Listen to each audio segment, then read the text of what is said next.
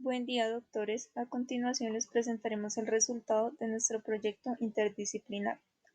Los integrantes de nuestro grupo son Natalia Lizeth Cruz Acosta, Mateo Guzmán Rueda, Carol Natalia Piñero Jiménez, Natalia Sicacha Romero, Ana María Torres Álvarez, Joan Nicolás Usme Arteaga, Juan Pablo Valencia Sánchez y quien les habla, Lina Marcela Marulanda Rodríguez.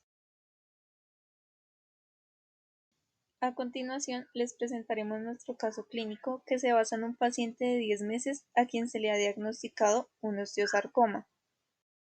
Para abordar una patología como esta, primero debemos tener claro cuáles son las características que conformarán dicho tumor. Por ende, empezaremos la explicación de nuestro caso clínico desde el enfoque embriológico, es decir, desde su origen embrionario.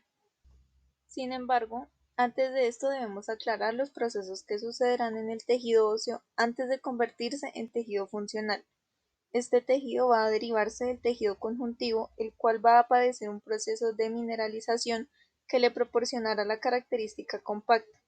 Este será un tejido formado por células y matriz extracelular, tanto orgánica como mineral.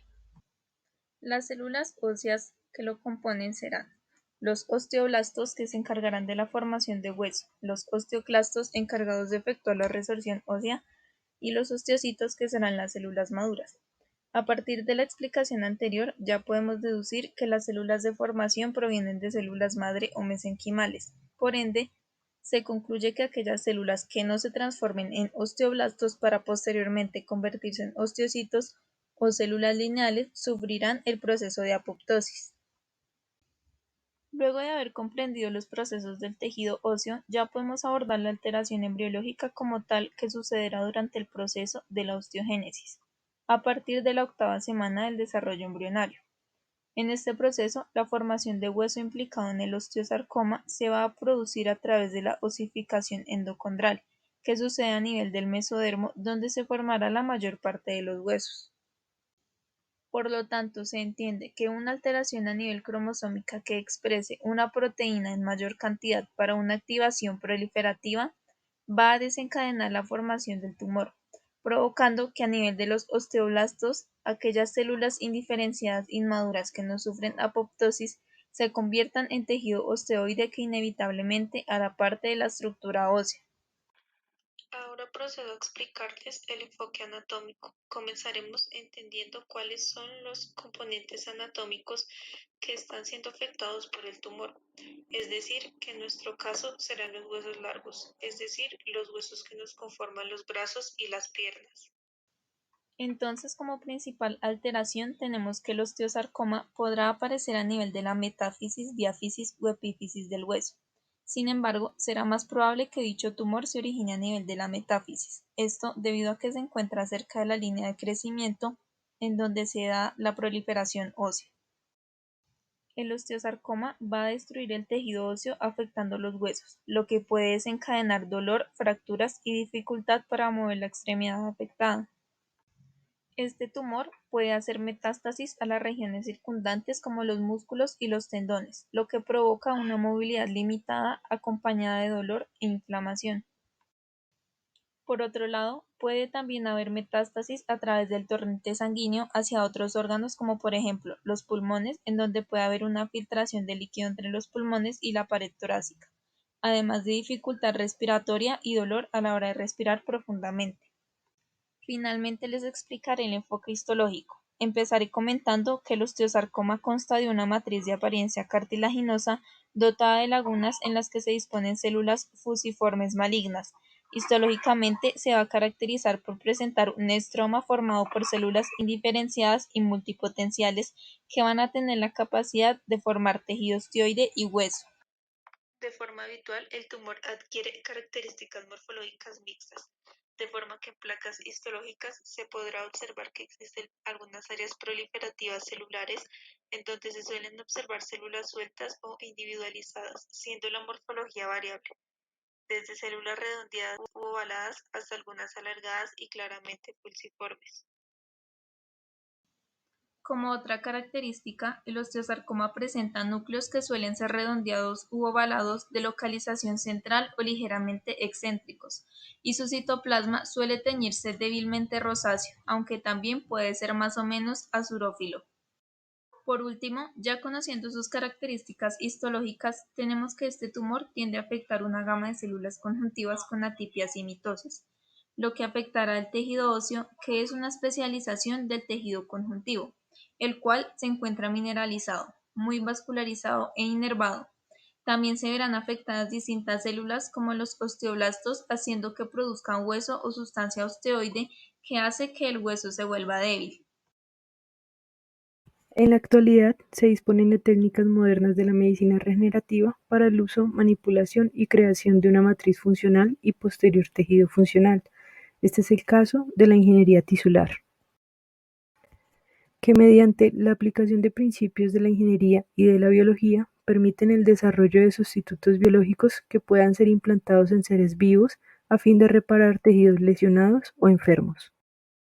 En este caso, evaluando las características clínicas del paciente, la edad y expectativa de vida, se considera como método viable el injerto óseo para el manejo del osteosarcoma, pues se caracteriza por ser un biomaterial in vivo aplicado para la regeneración y reconstrucción de tejidos u órganos que han sufrido daños hasta llegar a la pérdida de la función. El injerto óseo comprende características que simulan la actividad normal del tejido óseo. Su implantación debe simular la capacidad de permitir y guiar el crecimiento del hueso, promover la formación de hueso, formar tejido nuevo y mejorar la función ósea, características que se resumen en osteoconducción, osteoinducción, osteogénesis y osteopromoción. Osteoconducción como la capacidad de crear una nueva red vascular y un nuevo sistema haversiano en el andamiaje.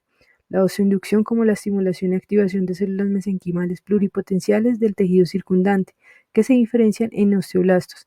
Diferentes factores de crecimiento actúan en el proceso osteoinductivo. Osteogénesis, capacidad para generar hueso desde las células óseas. El injerto óseo osteogénico más utilizado es el autoinjerto, que tiene elementos celulares y factores de crecimiento. Para entender el mecanismo por el cual el autoinjerto realiza la regeneración ósea, se debe comprender la composición del tejido óseo que permite que se realice este proceso. En él podemos encontrar una matriz extracelular que puede ser orgánica e inorgánica y un grupo de células las cuales son progenitoras, formadoras y remodeladoras. La matriz inorgánica proporciona dureza y sostén, en tanto que la matriz orgánica es la que contiene el grupo celular encargado de la formación del tejido óseo. El autoinjerto en el osteosarcoma se usa de acuerdo a la afectación del tumor. En este caso, se sabe que invade principalmente los extremos de los huesos largos y tiene un crecimiento que puede ser superficial o intramedular. Por ello, se requiere de un injerto que recupere la funcionalidad que el tumor ha estado afectando al invadir los tejidos y estructuras adyacentes como piel, músculo, nervios y vasos sanguíneos. Esta infiltración ocurre también a nivel celular, donde la alta producción de células malignas estimulan el crecimiento del tumor y por lo tanto la técnica de regeneración mediante el uso del autoinjerto permite la recuperación a nivel celular y tisular de la función de las estructuras dañadas. Un autoinjerto es un tejido que se puede obtener del cuerpo del mismo paciente, con el fin de ser transferido desde la zona donante a la zona receptora. Cabe destacar que el injerto puede ser cortical, que proporciona soporte estructural, y esponjoso, que aporta osteoconducción.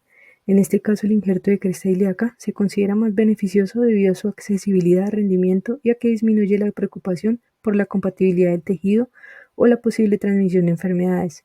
Sin embargo, el procedimiento de extracción no está desprovisto de morbilidad, existiendo complicaciones que registran un porcentaje de entre el 2 al 36% de los casos, cursando con dolor, hematomas, parestesias por lesión del nervio femorocutáneo, complicaciones de la herida, etc. Y por otra parte, la cantidad de injerto que se puede obtener de un paciente es limitada. Las principales complicaciones que se presentan en este tipo de injerto son la dificultad para incorporarlo al hueso del paciente y la facilidad con la que se puede producir una fractura e infección. Otras causas son la zona de implantación, la vascularización del injerto, el rechazo del huésped, las técnicas de conservación de los tejidos y factores locales y sistémicos. Por lo tanto, los retos en el uso de esta técnica se basan en crear estrategias que reduzcan la posibilidad de rechazo y complicaciones infecciosas. para que de esta forma se logre el éxito terapéutico de la medicina regenerativa. A continuación presentamos la bibliografía usada para la revisión del tema propuesto. De parte del grupo de trabajo agradecemos la atención y el tiempo de todos.